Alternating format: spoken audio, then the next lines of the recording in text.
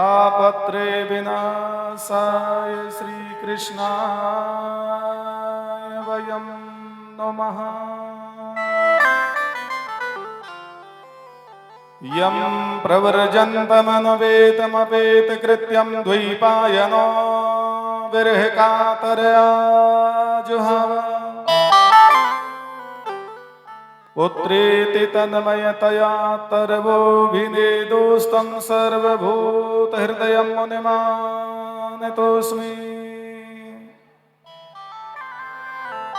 नमोऽस्तुते व्यासविशालबुद्धे पुल्लारविन्दयतपद्मनेत्र। येन त्वया भारततैलपूर्णा प्रज्वालितो ज्ञानमय प्रदीप। सर्वावतारचरितं सर्वशक्तिसमन्वितं श्रीमद्भागवतं वन्दे यद्भलं नन्दनन्दनम्। यत्रैव गंगा यमुना च वेणी गोदावरी सिंधु सरस्वतीं च सर्वाणि तीर्थानि वसन्ति यत्र यत्र चतुर्द्वारकथा प्रसंगः। जय जय श्री राधारमण जय जय नवल किशोर। जय गोपी चितचोर प्रभु जय जय माखन चोर।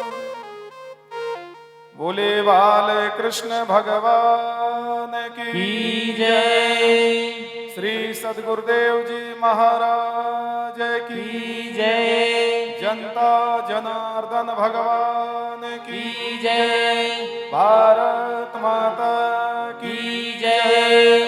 बस्ती माता की जय। कुलपित्रेश्वर देव की जय।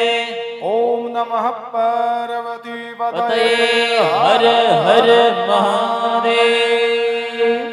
शंभो।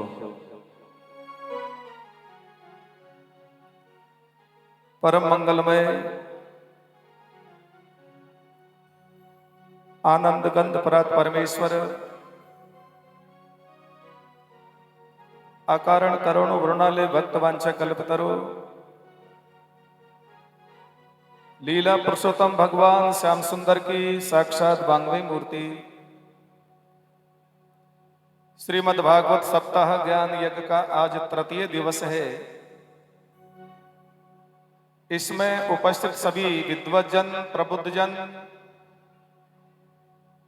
भगवत कथा रसिक जिज्ञासु उत्तम श्रोताओं एवं भक्ति शक्ति स्वरूप माताएं बहन आपकी पावन श्रद्धा का हृदय से पुनः पुनः अभिवादन करते हुए आइए अपने मन वाणी को प्रभु के श्री चरणों में जोड़ते हुए बड़े भाव से कुछ क्षण के लिए भगवान नाम उच्चारण करेंगे। तत्पश्चात आगे कथाक्रम प्रारंभ होगा। बड़े भाव से श्रद्धा से सुने। वो जीवन गए तेरे गवाले मुरलिया वाले। जीवन गए तेरे गवाले मुरलिया वाले। जीवन गए तेरे गवाले मुरलिया वाले। जीवन है तेरे हवाले मुरलिया वाले। ओरे मुरलिया वाले ओरे बांसुरिया वाले। ओरे मुरलिया वाले पाखे मुरलिया वाले। ओरे मुरलिया वाले पाखे मुरलिया वाले। ओरे मुरलिया वाले प्यारे मुरलिया वाले। जीवन है जीवन है जीवन है तेरे हवाले मुरलिया वाले। जीवन है तेरे हवाले मुरलिया वाले।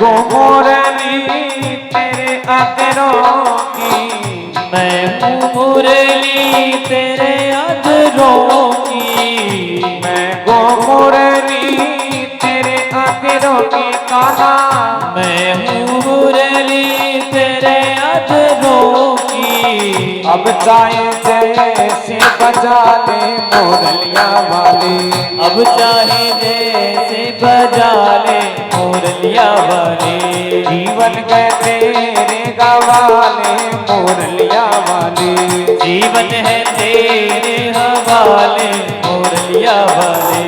ओरे मुरलिया वाले ओरे बांसुरिया वाले, ओरे मुरलिया वाले प्यारे बांसुरिया वाले, जीवन में तेरे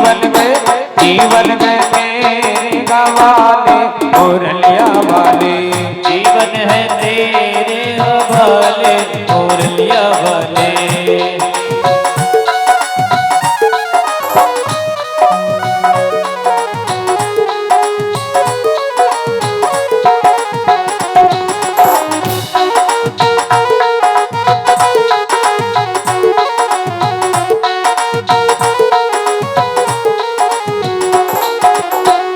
हम कठपुतली तेरे हाथों की, हम कठपुतली तेरे हाथों की, हम कठपुतली तेरे हाथों की कान्हा, हम कठपुतली तेरे हाथों की। चाहे जैसे न चाले मुरलिया वाले, चाहे तू जैसे न चाले मुरलिया वाले, जीवन में तेरे गवाले मुरलिया वाले, जीवन है तेरे हवाले मुरलिया वाले। ओरे मुरलिया वाले ओरे बांसुरिया वाले, ओरे मुरलिया वाले प्यारे बांसुरिया वाले, जीवन में तेरे गवाले मुरलिया वाले, जीवन है तेरे हवाले मुरलिया वाले, जीवन में तेरे गवाले मुरलिया वाले, जीवन है तेरे हवाले मुरलिया वाले, जीवन में तेरे गवाले मुरलिया वाले।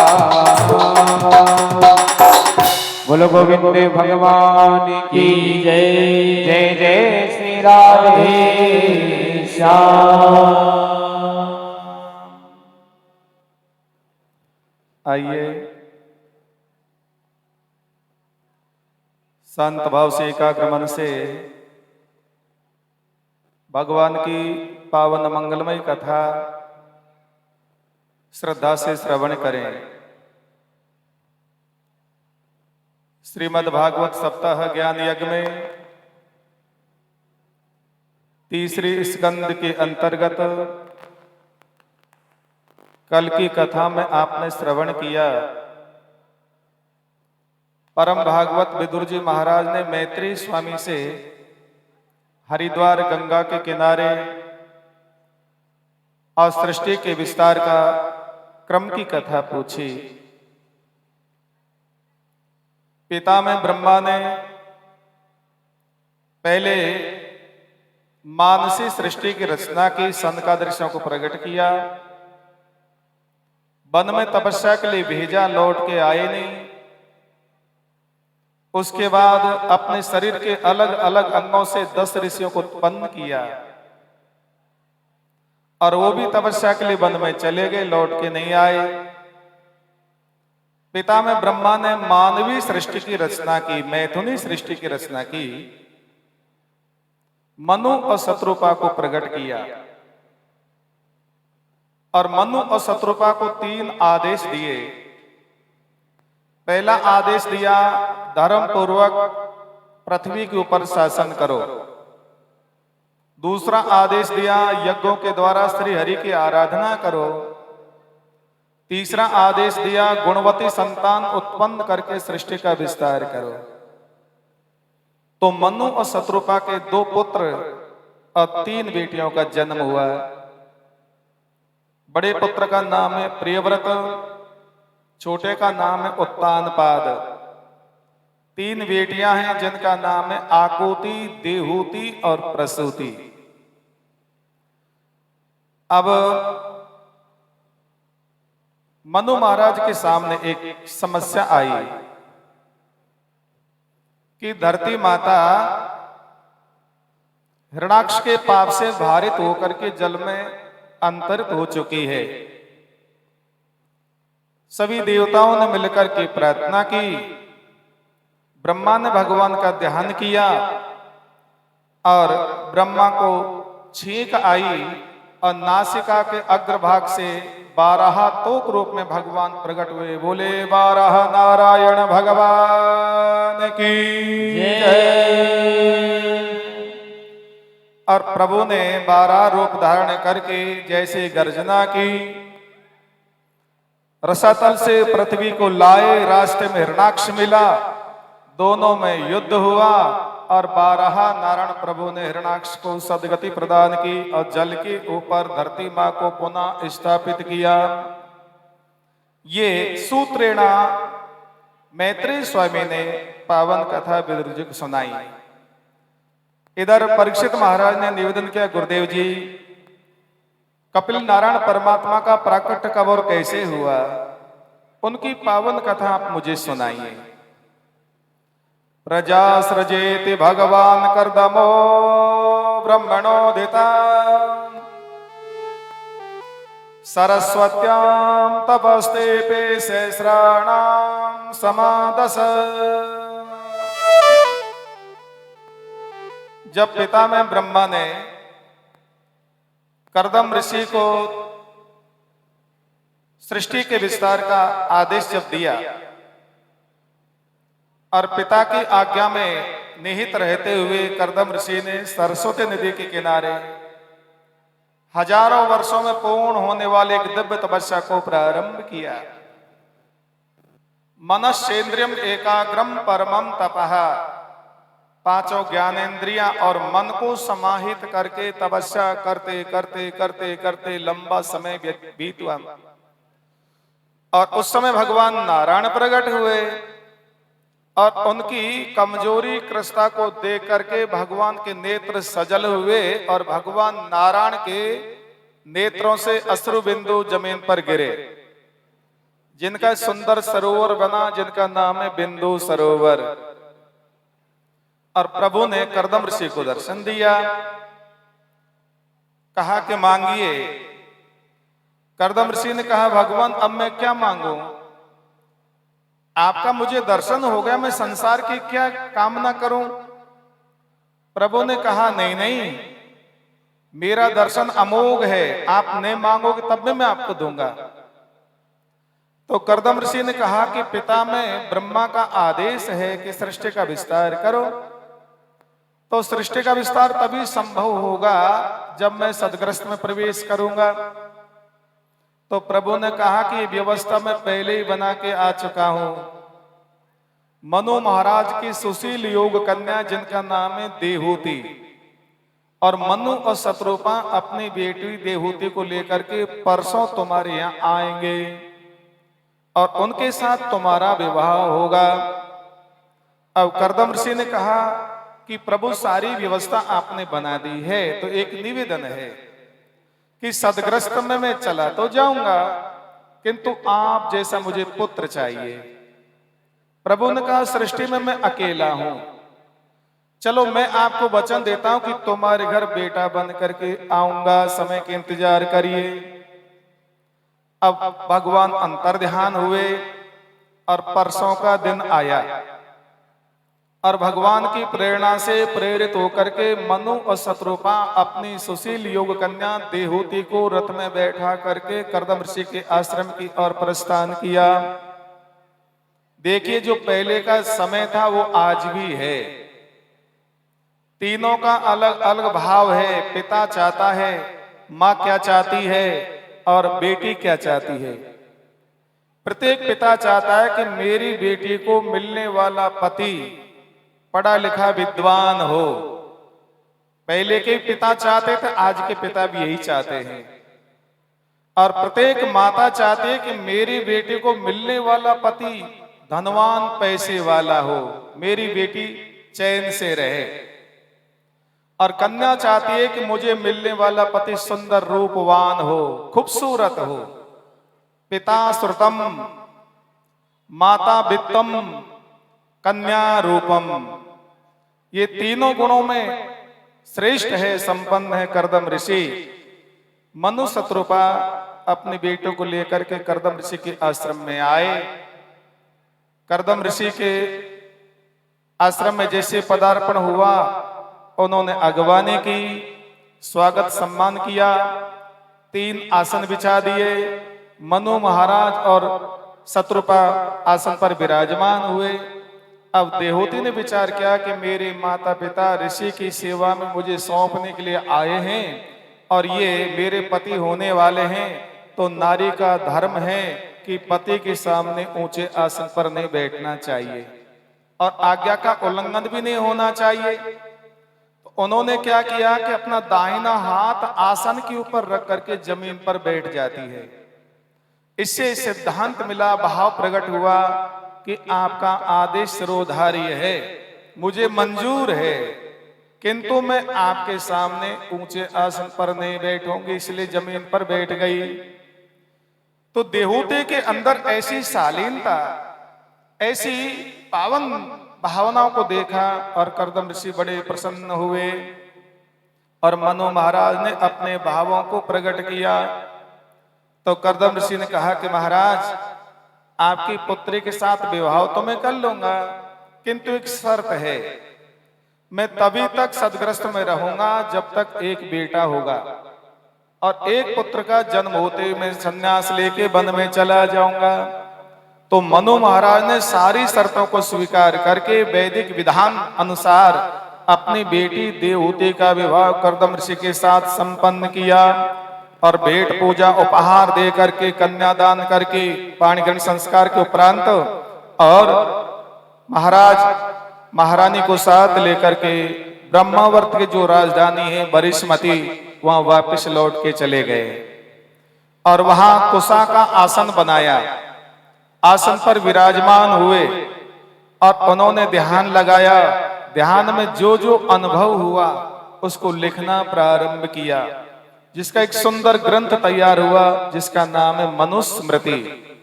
जो मनु महाराज के स्वर्ण से जो सदग्रंथ तैयार हुआ, जिसमें धर्म, अर्थ, काम, मोक्ष चारों पुरुषार्थों का निरूपण है, जिसमें राजनीति, धर्म नीति, अर्थव्यवस्था सबके बारे में निरूपण किया गया है, जिसको आचार्य संहिता कहा जाता है। माता पिता के चले जाने के बाद परम साध्वी माता देहूति पति परमात्मा कर्दम की ऐसे सेवा करने लगी जैसे सती भवानी भोले बाबा को सेवा करके संतुष्ट रखती है। संतुष्टा भार्या भर्ता, संतुष्टा भार्यया भर्ता, भार्या भर्ता तथैव च यस्मिन्नेव कुले नित्यं कल्याणं तत्र वै ध्रुवम्। ये पति पत्नी का पवित्र संबंध है। कभी कभी पति परमात्मा का मन डामाडोल हो जाए, भगवान के भजन से दूर हटने लगे, तो नारी का, पत्नी का कर्तव्य है कि सेवा से उनको पुनः भगवान की भक्ति से जोड़े। ये ग्रस्त रूपी गाड़ी है, पति पत्नी दोनों पहिया है, सत्य का मार्ग है और दोनों एक ही सत्य के मार्ग पर चलते हैं तो सदग्रस्त सहजता से ही भवसागर से पार उतर जाता है। ये सदग्रस्त सारे आश्रमों में सबसे बड़ा है, चाहे ब्रह्मचारी हो, चाहे सन्यासी हो, चाहे वानप्रस्थी हो, सबका पालन पोषण सदग्रस्त ही करता है। इसलिए ये सर्वश्रेष्ठ है। घर में रह करके मर्यादा का पालन करते हुए, स्वधर्म का पालन करते हुए जो भगवान का भजन करते हैं वो सहजता से भवसागर से पार उतर जाते हैं। पति की सेवा करने वाली साध्वी जो नारी है उसके अंदर 6 सद्गुण देखे जाते हैं। कौन कौन से हैं? कार्येषु मंत्री, कर्णेषु दासी, भोज्ये सुमाता शयने सुरंभा धर्मानुकूला क्षमया धरित्री साड्गुण में तत्पतिव्रता। पहला गुण है कार्येषु मंत्री। जैसे राजा का मंत्री राजा को उचित सलाह दे करके राज सत्ता को संभालता है, ऐसे ही पत्नी का धर्म है, कर्तव्य है कि पति परमात्मा की सेवा करके आज्ञा का पालन करते हुए उचित सलाह दे करके अपने घर की व्यवस्था को संभाले। कर्णेषु दासी। जैसे दासी सेविका महाराज की सेवा करके इसको प्रसन्न रखती है, ऐसे पति परमात्मा की सेवा करके आज्ञा का पालन करते हुए उनको प्रसन्न रखे, उनके अनुकूल रहे। भोज्येषु माता। जैसे माता अपने संतान को बड़े लाड प्यार दुलार से भोजन खिलाती है, दुलार करती है, ऐसे ही पति परमात्मा की सेवा करे। शयनेषु रंभा। जैसे देवांगनाएं देवताओं को प्रसन्न रखती है, संतुष्ट रखती है, ऐसे ही नारी का धर्म है कि पति की सेवा करके उनको प्रसन्न रखे। धर्मानुकूला। धर्म के अनुकूल ही रहे। कोई शुभ कार्य है, धर्म अनुष्ठान है, मांगलिक कार्य है, उसमें विरोध नहीं करे, बाधक नहीं बने, प्रतिबंधक नहीं बने, उसमें सहयोग करना चाहिए और पति को भी धर्म से जोड़ना चाहिए। ये नारी का कर्तव्य है। क्षमया धरित्री। यदि पति परमात्मा से आवेश में आकर के कोई ऐसा शब्द निकल गया हो, कोई गलती बन गई हो, कोई अपराध बन गया हो, तो क्षमया धरित्री, धरती माँ की तरफ से माफ कर देना चाहिए, क्षमा कर देना चाहिए।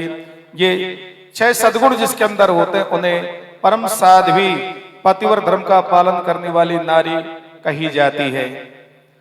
तुष्टोहम अद्य तव मानवी मानदाया शुश्रूषया परमया परया च भक्त्या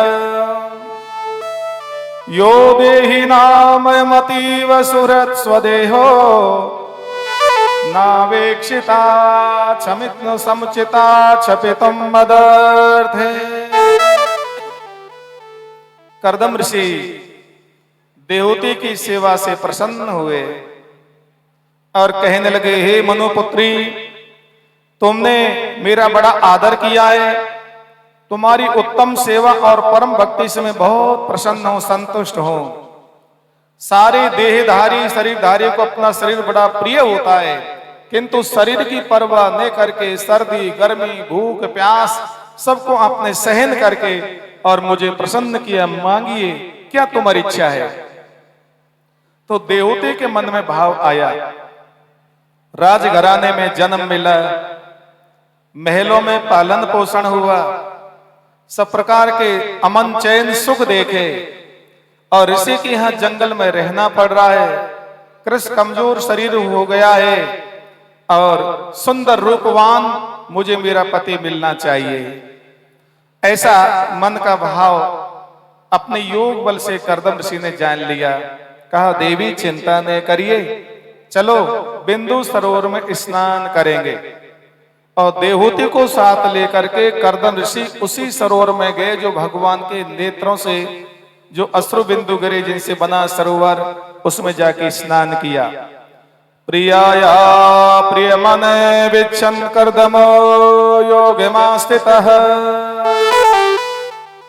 विमानम कामगम छत्ता तरिहेवावि अचीकरत। दोनों ने जैसे बिंदु सरोवर में डुबकी लगाई, जैसे ही बाहर निकले दोनों सुंदर राजकुमार राजकुमारी के रूप में प्रकट हो गए। अनेक दास दासियां प्रकट हुई, सुंदर विमान प्रकट हुआ जिसका नाम है कामग विमान। और उस कामग विमान में देवहूति को बैठा करके वन में विहार करने लगे। बड़े बड़े देवताओं के उद्यान बाग बगीचे उनका दर्शन किया और उसमें सैर करते हुए भ्रमण करते हुए और क्रम से देवहूति के उदर से और बेटियों का जन्म हुआ और 9 पुत्रियां हुई। ये नवधा भक्ति का स्वरूप है। अब कर्दम ऋषि ने विचार किया, मैंने वचन लिया था कि एक बेटा का जन्म होते ही वन में तपस्या के लिए चला जाऊंगा, 9 बेटियां हो गई। और वो पुनः विमान को वापस कर्दम ऋषि अपने आश्रम में लाए और सरस्वती नदी के किनारे उतारा। 9 पुत्रियों को देवहूति को सौंपा और कहा, लो देवी, इनका पालन पोषण करो, मैं वन में तपस्या के लिए जा रहा हूं। तो देवहूति ने कहा, भगवान, अभी आपका वचन पूरा नहीं हुआ है। आपने वचन दिया था कि एक बेटा का जन्म होगा तब तक सदग्रस्त में रहूंगा, बेटा अभी हुआ नहीं, 9 बेटियां हो गई, इनका भार तुम्हारे ऊपर है। जब तक इनका शादी विवाह नहीं होगा तब तक इस ऋण से तुम पूर्ण नहीं हो पाओगे। और कहा कि आपको प्रभु ने वचन दिया था कि बेटा बन करके आऊंगा। तो देवहूति ने भगवान के वचन याद दिलाए। कर्दम ऋषि ने सात्विक बुद्धि को समाहित करके भगवान का ध्यान किया और समय आने पर और भगवान आदि नारायण माता देवहूति के यहाँ पुत्र रूप में आएंगे। बोले नारायण भगवान की पावन समय आया। सरस्वती नदी के किनारे कर्दम ऋषि के यहाँ माता देवहूति के उधर से पूर्ण ब्रह्म परमात्मा कला रूप में प्रकट हुए। उनका नाम कपिल नारायण रखा। बोले कपिल नारायण भगवान की जय। कपिल नारायण परमात्मा का दर्शन करने के लिए ब्रह्मा आदि सारे देवता आए। बहुत ही सबको आनंद हुआ और ब्रह्मा जी आकर के कर्दम ऋषि को साधुवाद देने लगे कि आपका सदग्रस्त सफल हुआ, आज आप जगत पिता परमात्मा के पिता बन गए हो और ये बालक बड़ा ज्ञानी होगा, बड़ा विद्वान होगा और माँ का कल्याण करेगा और माँ को आध्यात्म भक्ति योग सांख्य सिद्धांत सुना करके सारे जगत को और ये भवसागर से पार उतारने वाला होगा। आप चिंता नहीं करिए।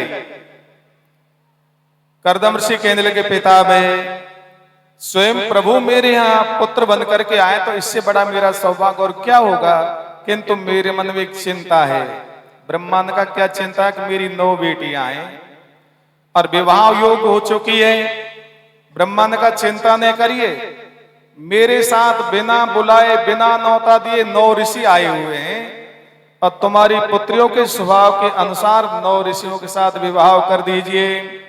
तो पिता में ब्रह्मा की आज्ञा सर्वधारी करके और कर्दम ऋषि ने मरीचि ऋषि के साथ कला नाम की बेटे का विवाह किया। अत्रि ऋषि के साथ अनसुईया का विवाह किया। अंगिरा ऋषि के साथ श्रद्धा का विवाह किया। पुलस्त ऋषि के साथ हवीरभू नाम की पुत्री का विवाह किया। पुलह ऋषि के साथ गति नाम की पुत्री का विवाह किया। क्रतु ऋषि के साथ क्रिया नाम की बेटे का विवाह किया। भृगु ऋषि के साथ ख्याति नाम की पुत्री का विवाह किया। वशिष्ठ देव के साथ अरुंधति का विवाह किया। और सबसे छोटे ऋषि जिनका नाम है अथर्व ऋषि, बड़े क्रोधी स्वभाव के, मारण मोहन उच्चाटन वशीकरण मंत्र में जो लगे रहते हैं, तो उनके मन को शीतल शांत करने के लिए सबसे छोटी बेटी जिनका नाम है शांति, तो अथर्व ऋषि के साथ शांति का विवाह किया। बेटियों का पाणिग्रहण संस्कार के बाद भेंट पूजा उपहार दे करके और बेटियों को ससुराल भेजी। और उसके बाद कर्दम ऋषि का संकल्प पूरा हुआ और कपिल देव भगवान से अनुमति लेकर के संन्यास लेकर के वन में चले गए। और कपिल देव भगवान ने कहा कि हे पिताश्री, आप मेरे आत्मस्वरूप का चिंतन करते करते भागवती गति को प्राप्त कर लो। तो ऐसा क्यों किया? जिनके घर स्वयं भगवान बेटा बन करके आ चुके हैं तो उनको वन में जाने की क्या जरूरत है, क्या आवश्यकता है। किंतु जो हमारे सनातन धर्म में जो व्यवस्था है सदग्रस्त की, 4 आश्रम है। पहला ब्रह्मचारी आश्रम, दूसरा सदग्रस्त आश्रम, तीसरा वानप्रस्थ आश्रम, चौथा संन्यास आश्रम। तो कलयुग में 100 वर्ष की उम्र मानी गई है। तो 25 वर्षों तक विद्या पढ़े, ब्रह्मचर्य का पालन करे, उसके बाद सदगृहस्थ में प्रवेश करे, संतान उत्पन्न करे और घर की व्यवस्था संभाले। उसके बाद वानप्रस्थ आता है 50 के बाद में, तो पति पत्नी दोनों सारी जिम्मेदारी पुत्रों को सौंप करके भजन करे। उसके बाद सन्यास लेकर के और ब्रह्म चिंतन करके भागवती गति को प्राप्त करे।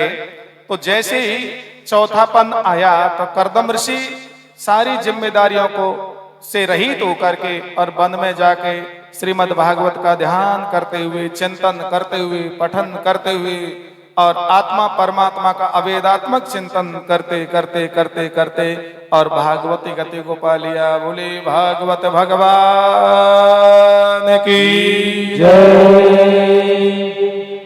पिता के वन में चले जाने के बाद कपिल नारायण प्रभु बिंदु सरोवर के पास ध्यान मग्न है। आज माता देहूती ने सोचा, जब मेरे घर स्वयं परमात्मा पुत्र बन करके आए हैं, मेरे घर में ज्ञान की गंगा बह रही है, चलो मेरे अंदर की जो शंका है उनका समाधान मैं पूछ लूं। और माता देहूती कपिल देव के पास कुशा का आसन बिछा करके शांत भाव से बैठ जाती है। कपिल देव भगवान के ध्यान समाधि खुली, सामने जैसी देखा मां विराजमान है और प्रसन्न मुद्रा में कपिल देव को देखा और माता देहूती ने कहा, हे कपिल देव, मैं आपसे कुछ पूछना चाहती हूं। तो कपिल देव ने कहा कि माता जी जरा भी संकोच नहीं करिए, आप जो पूछोगी उसका समाधान मैं सरलता पूर्वक आपको दूंगा।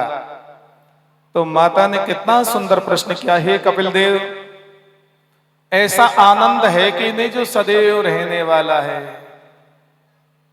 और जो सदैव रहने वाला जो परमानंद है, आनंद है, उस आनंद की प्राप्ति का साधन क्या है? मेरे मन में सब प्रकार के सुख भोगे और फिर भी तृप्ति नहीं हो रही है, इसलिए ये आनंद की प्राप्ति का साधन मुझे बतलाइए। कपिल देव भगवान कपिल गीता के माध्यम से कहने लगे, माता जी, योगा आध्यात्मिका पुंसा मतो निश्रेषाय में अत्यंतो परति यत्र सुखस्य च दुखस्य च। माता जी, जब तक मन में किसी तरह का सुख भोगने की इच्छा रहती है तब तक दुखों का अंत नहीं होता। जैसे हमेशा दिन नहीं रहता, दिन के पीछे रात लगी रहती है, और हमेशा रात नहीं रहती, रात्रि के पीछे दिन लगा रहता है, ऐसे सुख के पीछे दुख, दुख के पीछे सुख ही लगा रहता है। और इससे सदैव सदैव के लिए छुटकारा कब मिलेगा? जब परमात्मा को, सत्य को, यथार्थ को अपने भीतर प्राप्त कर लेंगी, तो उसी का नाम आध्यात्म भक्ति योग।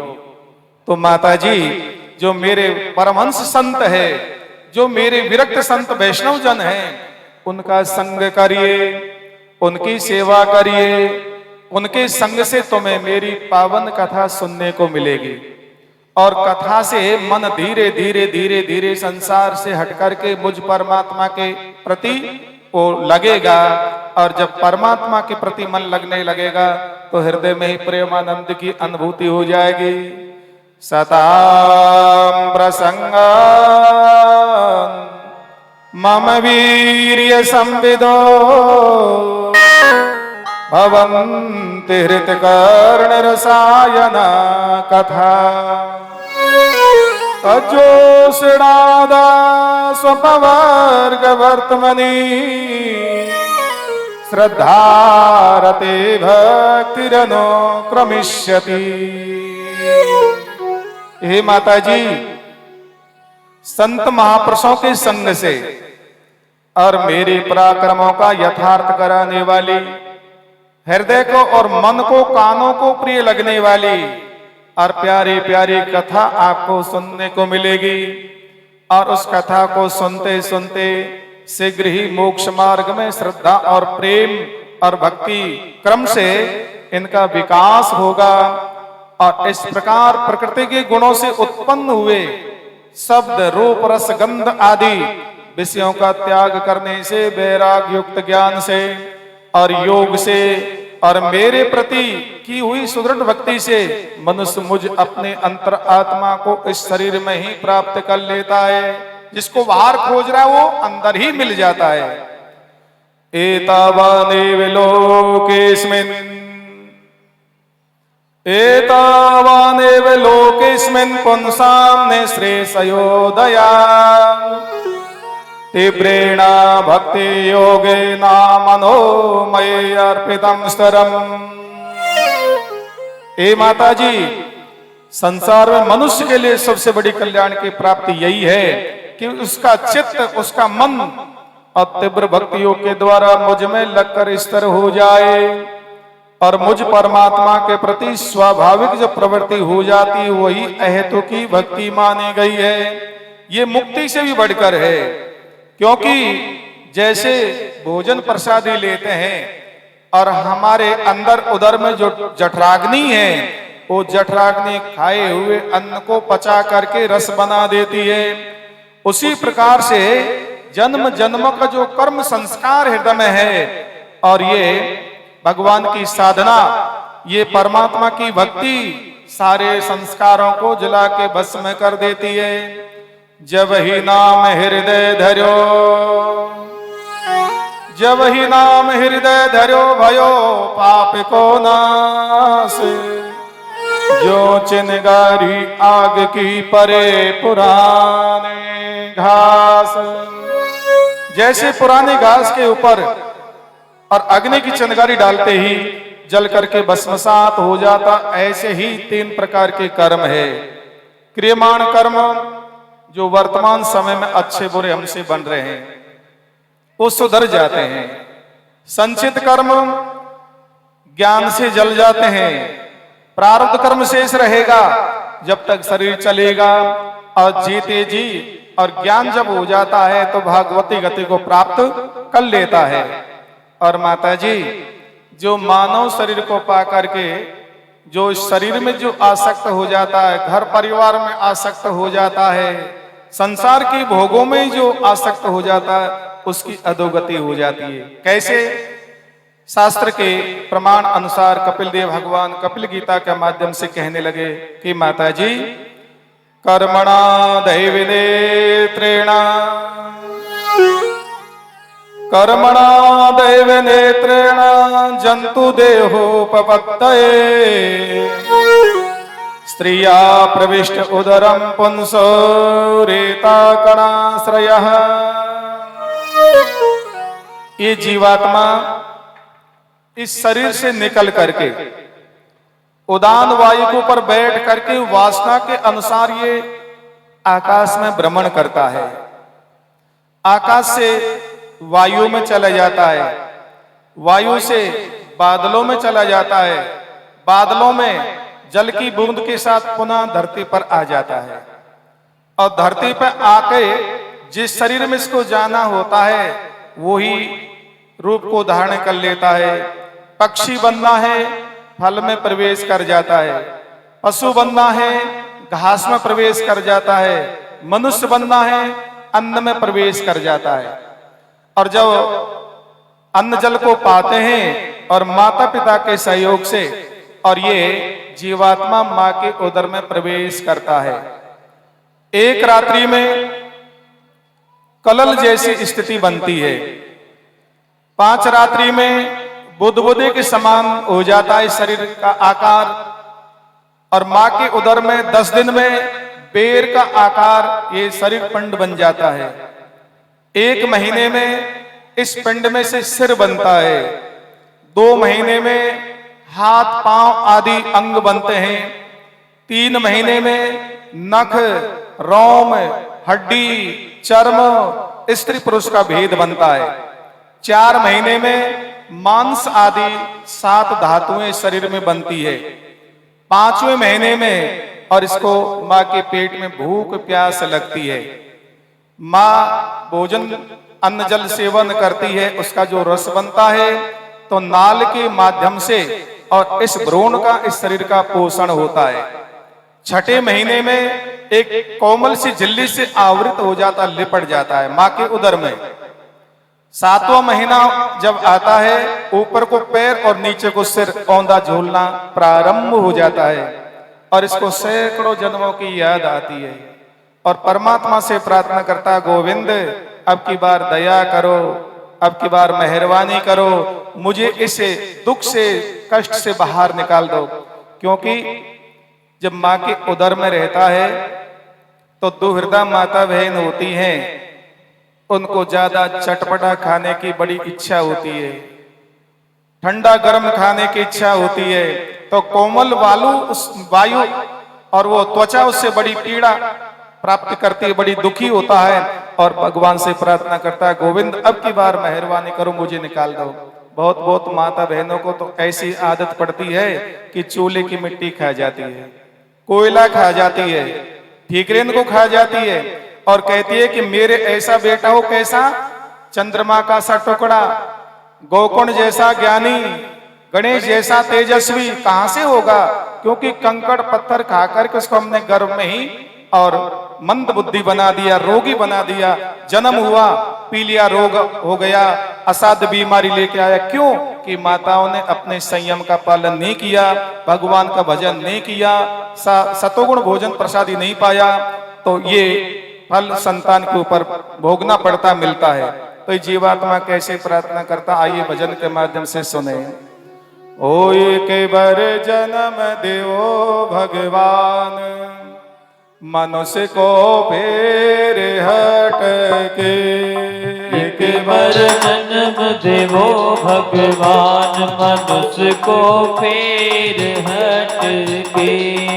एक बार जन्म देवो भगवान, मनुष्य को फेर हट के। एक बार जन्म देवो भगवान, मनुष्य को फेर हट के। के विषयों में डामाडोल, गाठ से लाल बगा दे खोल। के विषयों में डामाडोल, गाठ से लाल बगा दिए खोल। हो दिया हीरा जन्म अमूल, यो ही विषयों में पट के। हो दिया हीरा जन्म अमूल, यो ही विषयों में पट के। एक बार जन्म देवो भगवान, मनुष्य को फेर हट के। एक बार जन्म देवो भगवान, मनुष्य को फेर हट के। अब के जप तप दान करूंगा, ब्रह्मचर्य की खेप भरूंगा।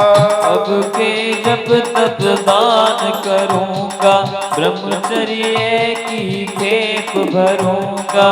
भव सागर से पार करूंगा, नाम तुम्हारा रट के। भव सागर से पार तरूंगा, नाम तुम्हारा रट के। एक बार जन्म देवो भगवान, मनुष्य को फेर हट के। एक बार जन्म देवो भगवान, मनुष्य को फेर हट के।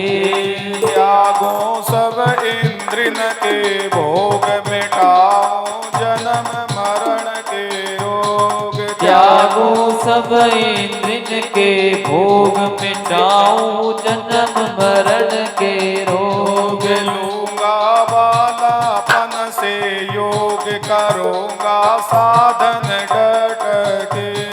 लूंगा बालापन से योग, करूंगा साधन डट के।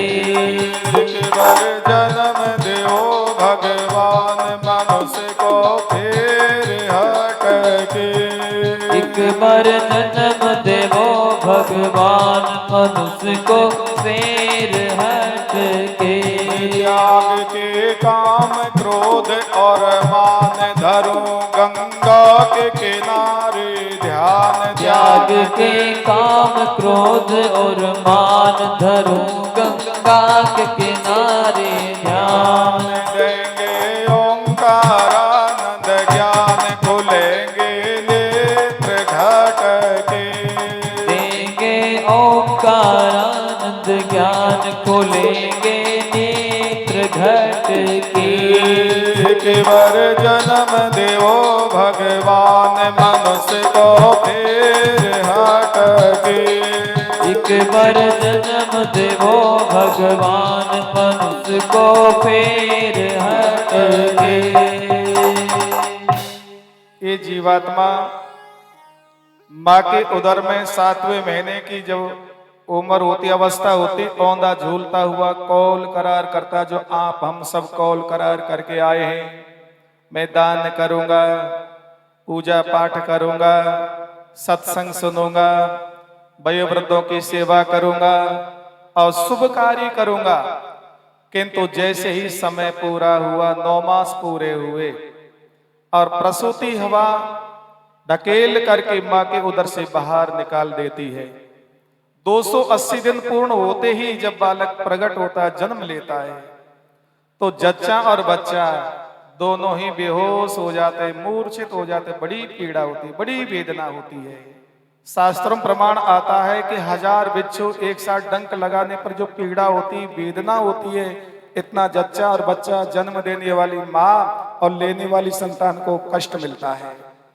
बेहोश हो जाता अचेत हो जाता है होश आया और फिर रोता क्वा हम मैं कहाँ आ गया मैं कहाँ आ गया और भूल जाता है पूरी जिम्मेदारी माँ के ऊपर है माँ का संतान के ऊपर इतना बड़ा उपकार है इतना बड़ा ऋण है कि अपने शरीर की त्वचा को हटा करके और उसकी चरणपादिका बनवावे और माँ के चरणों में पहना दे फिर भी माँ का ऋण संतान पूरा नहीं कर सकती एक ही उपाय है कि माता पिता की सेवा करके प्रसन्न कर ले उससे ही और पुत्र का भला होता है पुत्र का हित होता है और जो माता पिता को रुलाता है कष्ट देता है उस संतान का कभी हित नहीं होता उनका लोक और परलोक दोनों ही बिगड़ जाते हैं बचपन खेल कूद में निकल गया जवानी आई व्यवस्थाओं में लग गया संत महात्मा आकर के बार बार जगाते हैं भैया माँ के पेट में कौल करार करके आए भजन करने का वायदा करके आए उसको भूलो मत कि महाराज बिल्कुल नहीं भूलूंगा थोड़ी जिम्मेदारी है 4 बेटा है पढ़ा लिखा के तैयार कर दो शहर में प्लॉट लेकर के इनके अच्छे मकान बना दो शादी विवाह कर दो फिर ही होकर के भजन करूंगा कहने का मतलब और ही संसार की व्यवस्था में लग गया और भगवान को विसार दिया भुला दिया फिर बुढ़ापा आ गया संत महात्मा फिर आए कि बाबा साहब भजन करो महाराज बिल्कुल सही है भजन ही करूंगा कोई नहीं सब माया जाल की फांसी है इतना तो बाबा को पता है किंतु मानता नहीं है कि महाराज और तो सब आपकी कृपा से चरणों की दुआ से आनंद है किंतु एक मेरा छोटा सा पोता रह रहा है वो शादीशुदा हो जाए फिर फ्री हो जाऊंगा उसी में लगा बाबा पर भी भजन नहीं कर रहा है अब भगवान ने नोटिस भेजना शुरू कर दिया पहला नोटिस भेजा कानों से बहरापन सुनना कम हो गया आजकल तो ऐसी तकनीकी विज्ञान युग है ऐसी मशीन फिट करवाई जो पहले की तरह सुनने लग गया भगवान का ये ऐसे नहीं मानेगा दूसरा नोटिस भेजा मुंह की शोभा 32 दांत निकल गए अब तो ऐसी 32 फिट कराई पुनः वही 16 साल का बन गया सफेदी आ गई ऐसी खिजाब लगाई मेहंदी वही 16 साल का बन गया फिर घुटनों में दर्द कमर में दर्द तो घुटने भी दूसरे फिट करवा लिए अब भगवान ने सोचा ऐसे नहीं मानेगा फिर उनको आखिरी नोटिस भेजा अब तो खाट पकड़ ली बाबा ने लंबे लंबे श्वास चलने लगे रिश्तेदार सगे संबंधी मिलने के लिए आए सब कहने लगे भैया अब ये नहीं बचेगा घूघरा बोल गए इसका घर घर की आवाज शुरू हो गई है फिर भी चाहता कि ऐसा हकीम वैद्य बुलवाया जाए कि मैं एक बार फिर बोलने लग जाऊं, चलने लग जाऊं। कहने का मतलब जो कुछ करना बीच में कर लेने चाहिए, बुढ़ापे के भरोसे नहीं छोड़ना चाहिए। तो ऐसा प्रवचन सुनाते हुए कपिल देव भगवान कहने लगे, माता जी जन्म दुखम जरा दुखम जाया दुखम पुनः पुनः अंत कालम महादुखम तस्मात् जागृहि जागृहि। जन्म दुखम, जन्म लेते समय पीड़ा, बचपन में दुख, जवानी में दुख, बुढ़ापे में दुख, और प्राणों का वियोग का समय आता है तो शरीर में इतनी आसक्ति, धन में ममता, परिवार में मोह, छोड़ना नहीं चाहता, फिर भी जबरदस्त शरीर को छोड़ के जाना पड़ता है। इसलिए अंत कालम महादुखम तस्मात् जागृहि जागृहि। तो जागना है। विवेकवती बुद्धि जब तक हृदय में नहीं बढ़ेगी, सार असार को समझने वाली मति हृदय में नहीं बढ़ेगी,